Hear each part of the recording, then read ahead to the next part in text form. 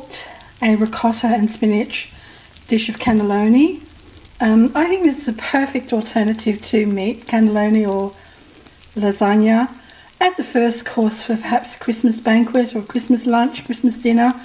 Lovely and light, and I've just got the top nice golden brown, and I'm going to taste test it, and that'll be at the end. But in the meantime, I'll show you how I cooked it.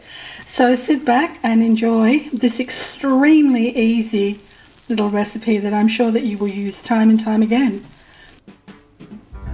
Okay, in this open pan I've got one sliced clove of garlic, 2 knobs of butter and some olive oil, and I'm going to heat this up, and then I'm going to add the washed spinach leaves. Now it's a good idea to give your spinach leaves a good wash, which I've already done, and I've got them in a colander and I'm just going to let them drain out completely, and a good wash always does them good. So as you can see, this is heating up nicely. I've also added 1 teaspoon of dried oregano. If you've got fresh, obviously it would be nicer. I have, but I'm just too lazy to go out into the garden and get it because it's been raining. So I'm just going to give that a stir. And I'm going to add those 8 handfuls of washed basil leaves, and I'm going to let them wilt. Okay, here we go. We'll add those in, and it seems like an overwhelming amount at the moment, but I do assure you they will cook down and they'll wilt. So I don't want that on too high a heat. So I've turned it down to about medium, and I'm going to put a lid. Okay, so I've added the 8 handfuls of washed spinach. I've turned the heat down because I don't want them to burn, I just want them to wilt. And they're going to be combined with those lovely flavours of the butter, the oil. I'm going to have a little bit of salt and pepper before I put the lid on. And there's a teaspoon, as I said, of oregano and the slivered garlic. So they'll be quite nice and tasty once they've wilted. Anyway, I'll get back to you for the next step. Okay, next step, I've got a bunch of gorgeous fresh basil, and I've got 2 garlic cloves, which I'm going to pot into the pot, and I'm going to put in 1 can of pulpa tomatoes.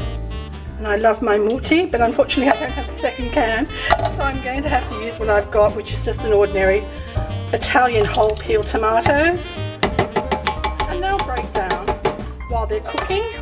And I'm going to add probably about half a cup of water that I'm going to swill around in here to get all the rest of the goodness out. And I'm going to add some salt, some pepper, a little bit of sugar, and of course once it's cooked down I'm going to add wads of this beautiful fresh basil so that the taste can infuse, and then some olive oil to cap it off. So I'll be back when I've got some progress. As you can see, the spinach leaves are wilting down beautifully. They're almost done. You don't want them to end up looking like nothing. So I'm going to actually turn the heat off, and I'm going to put them in a colander to get off all the excess juice, and then once they've cooled sufficiently I'll actually squeeze out all the juice, chop them, and then I'm going to return them to all these beautiful pan juices before I add the ricotta. I've also added in the sauce, I forgot to mention that I've added, with the salt, pepper and sugar, I've added a little teaspoon or a 1/4 teaspoon of hot chili just for some warmth. So it's going to be sweet and hot and spicy, and you know, you want to have all these delicious flavours melding together. Okay, when I get to the next step, you guys are coming along. See you soon. While the sauce is happily boiling away, I'm going to prepare the bechamel sauce to go on top. Now I have got this in another recipe on my site. It's under bechamel sauce.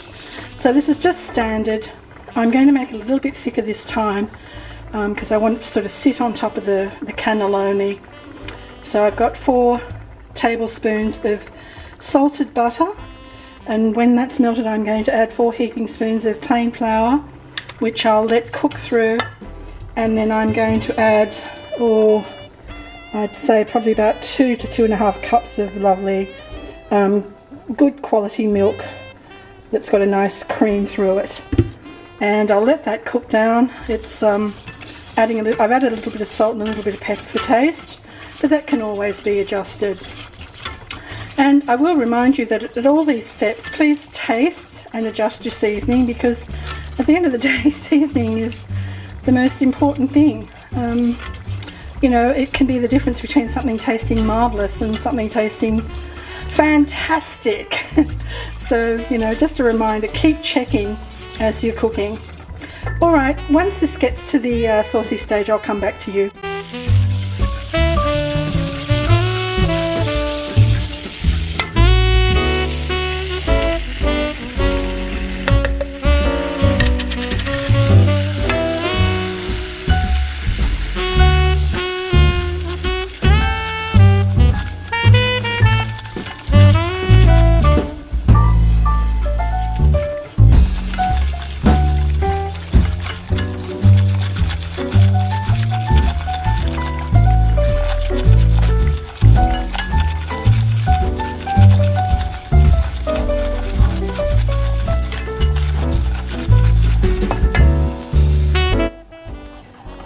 Okay, this is lovely and thick, just like I want it, and it'll make a perfect, oops, that's getting all foggy. It will make a perfect topping for my ricotta and spinach cannelloni. I'll take that off the heat now.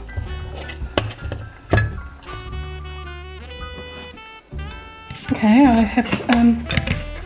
I've chopped the spinach and I'm going to return it back to its lovely juices.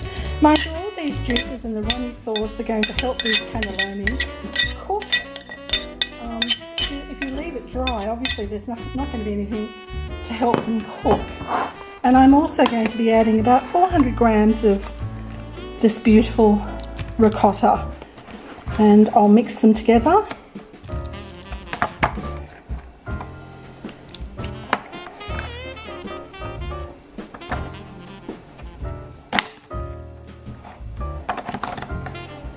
Oops.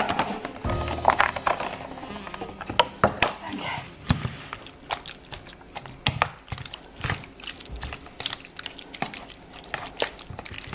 It's a lovely festive colour combination. The red, the green and the white.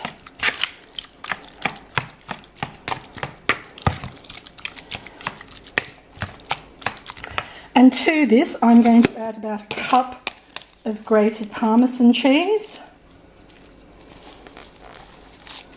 It's lovely and moist, be a gorgeous creamy filling.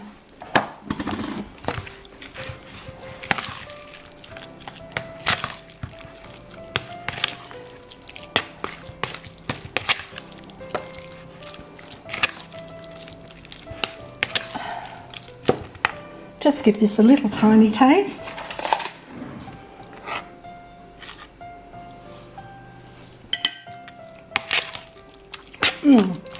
Yes, that's delicious. I can taste the butter and the garlic, the oregano. It's just yummy. Alright, I'm going to be almost ready for assembly and I'm going to show you that in a moment. Be right back. Okay, I'm here and ready to assemble.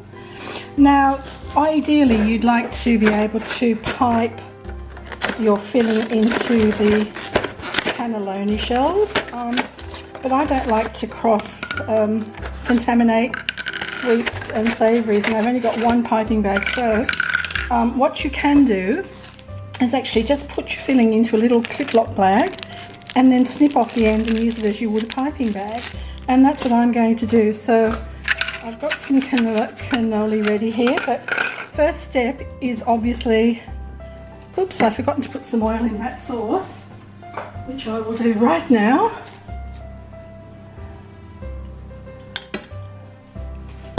Okay, now we want to Sorry, my organisational skills are not up to scratch. But what we want to do is put a base of this lovely sauce on the bottom. Now these garlic cloves can be discarded because they're not cooked for a lengthy amount of time. We'll put some more in. We want a lovely bed of sauce.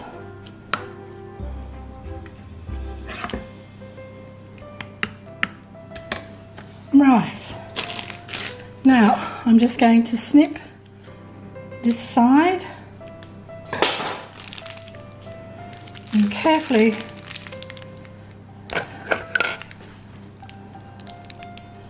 start piping it in to the cannelloni shells, and then just lay them.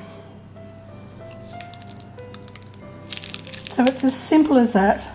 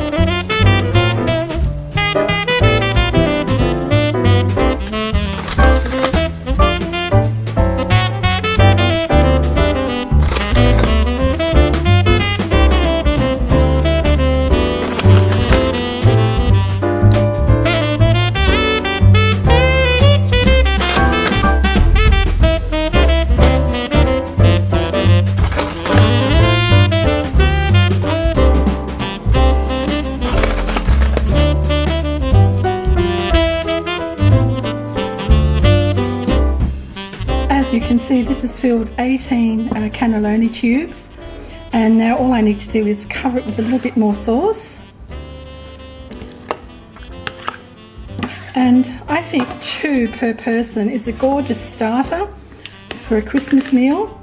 If you're going to have an entree, of course that is, because this one in particular it's lovely and warming, and it's not too filling because I've actually used light skim milk ricotta, and it's not heavy like as if they would be a meat cannelloni. Okay, so you don't have to swamp them in sauce because we're going to swamp them in white sauce.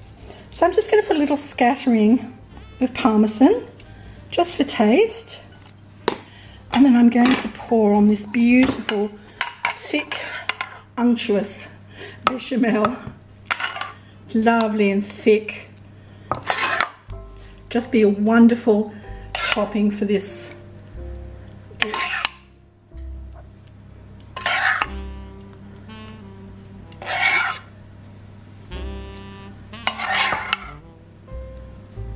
So just let it slide its own way. Just a bit more here in the pot.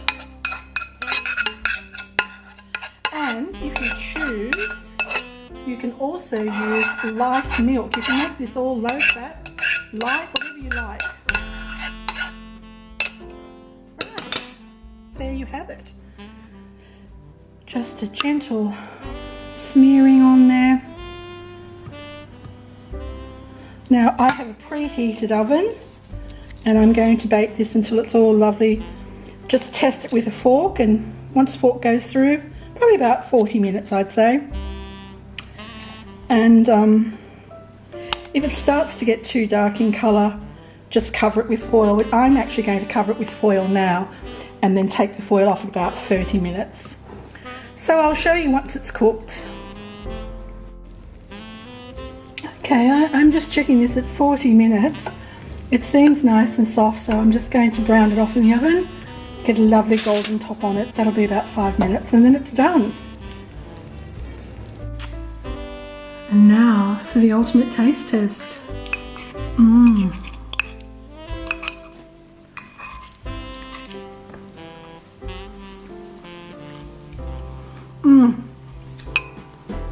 That's good. That's delicious. I do hope you'll try it and I do hope you'll enjoy it. Thank you so much for watching, and thank you to my new subscribers. It's really, really, really exciting to have you on board. Thank you so much. Bye for now.